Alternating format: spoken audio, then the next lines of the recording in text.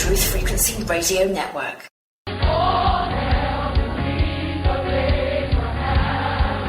say that. All hail the great I am. All hail the great I am. The only king who died and rose again. The only king who died and rose again.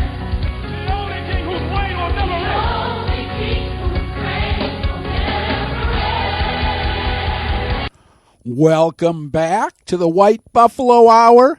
This is your host, John Phillips, and we are broadcasting from the great state of Massachusetts. We have a little nor'easter in here today, and we're expecting 2.5 inches of rain, so a little prayer for all of those who are in the flood area here in Massachusetts. Today, we are going to take some time to review really some material about the importance of really marijuana as medicine, and we are going to talk about lessons for returning to the Garden of Paradise and why Christians should reconsider marijuana. So today, we're going to talk more about why the leaves of the tree are for the healing of the nations.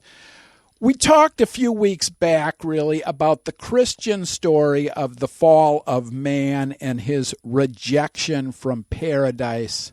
The Garden of Eden story reminds us first and foremost about the importance of man's relationships with plants.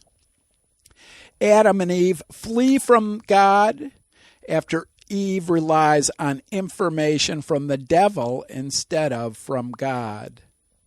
Man and woman have their first experience with relying on the esoteric teachings of Satan instead of trusting God. In this initial moment of truth for Adam and Eve, they react with the standard human response to stress, the fight or flight response.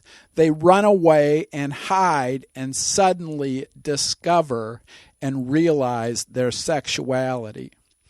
Although God initially warns Adam that eating the fruit will cause him to die, after partaking of the forbidden fruit, it is at that moment that Adam and Eve now know the difference between good and evil.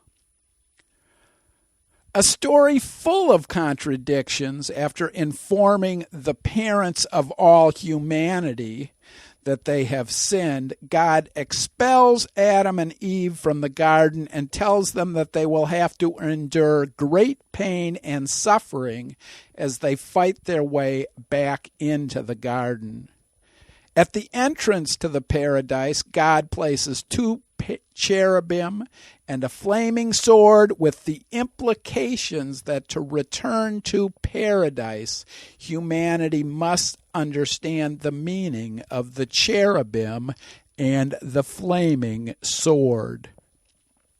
Since the Prohibition era of American politics, the main Christian message regarding the story of the fall of men is that there are forbidden fruits that man must abstain from, lest he be tempted by Satan. The deeper, more important message from man's expulsion from the garden is that relying on Satan and relying on the devil for your initiation into the spiritual world is a mistake. The story of the garden in this light becomes the story of a failed puberty rite of initiation, a failed puberty rite into the world of responsibility. The fall of man is in many ways a story of his failed initiation into the spiritual world. We talked on this show about the importance of initiation a few weeks back, and in 1958 it was Mircea Eliade who wrote a book called Rites and Symbols of Initiations, The Mysteries of Birth and Rebirth. In this book, he had examined how primitive cultures since ancient times had always sought to create rites of passage to mark this important transition that humans make from the protection of childhood into the adult world of responsibility. Traditionally, the oral tradition served as the paradigmatic vehicle for the transmission of these rites of passage that prepared the initiate for a deeper understanding of the meaning of life, a sacred history which lays the foundation for all human behavior and cultural institutions, and is in nature religious, according to Eliade. Eliade points to our current cultural crisis as a disappearance of the initiation rites, which originally represented the most significant spiritual phenomena that a person in different cultures would go through.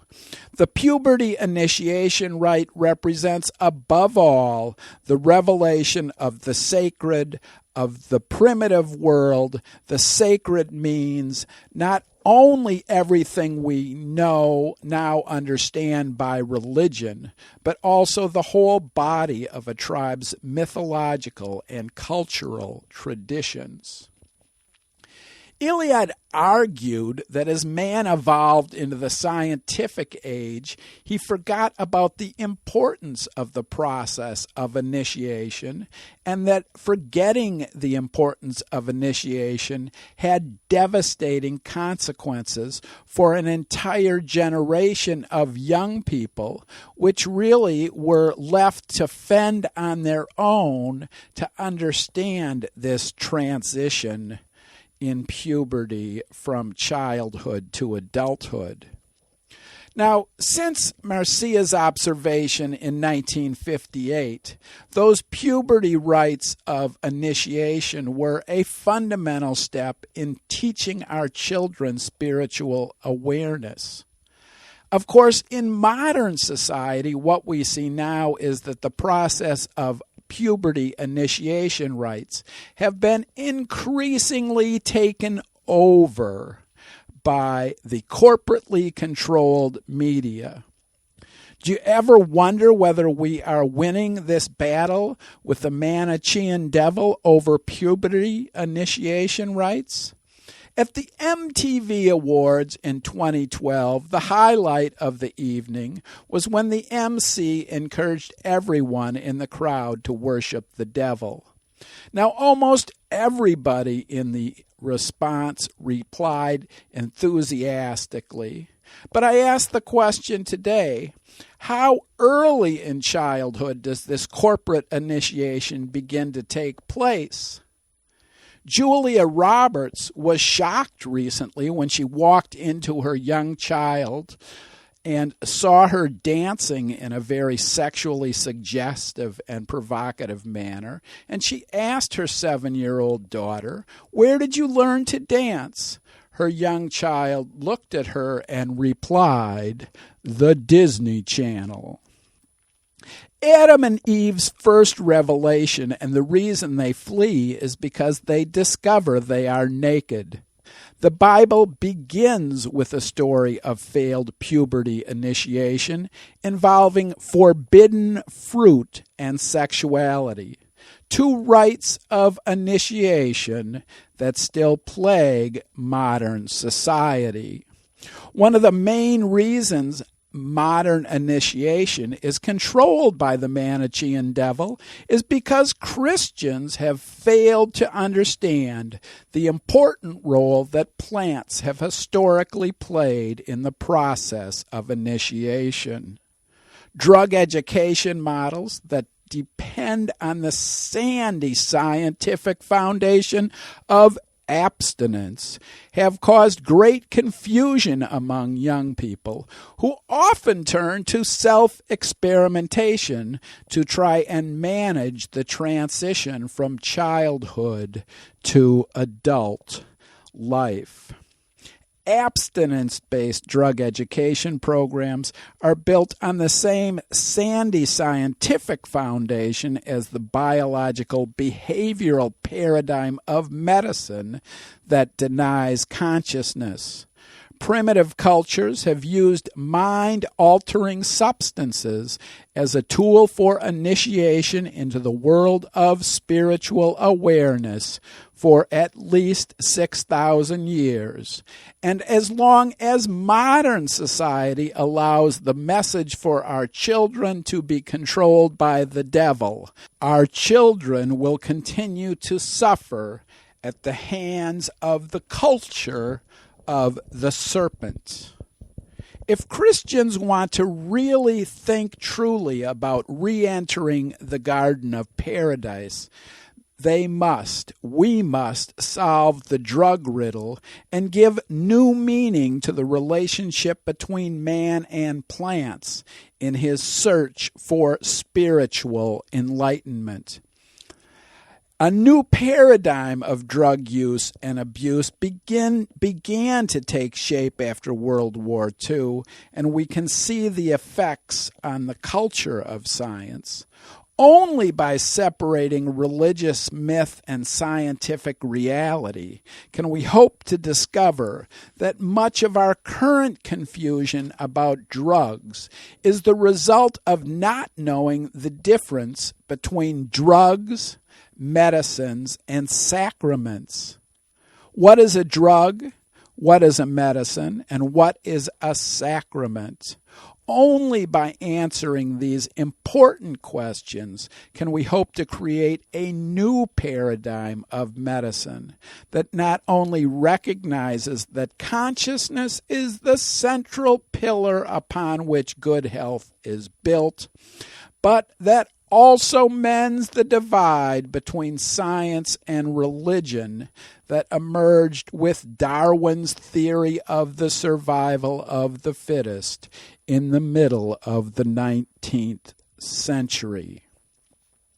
While the Holy Bible begins with a story of failed puberty initiation caused by forbidden fruit, it ends with a dramatically different description of the relationship of man to plants.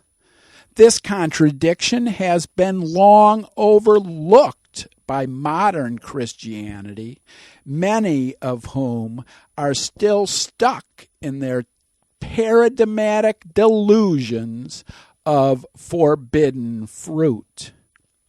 So today we ask a very important question, which is marijuana the tree of life, from Revelations chapter 22?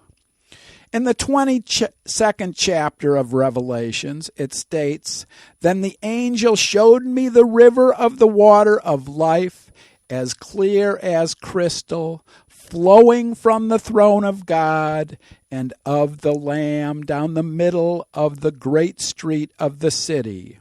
On each side of the river stood the tree of life, bearing 12 crops of fruit, yielding its fruit every month, and the leaves of the tree are for the healing of the nation. No longer will there be any curse."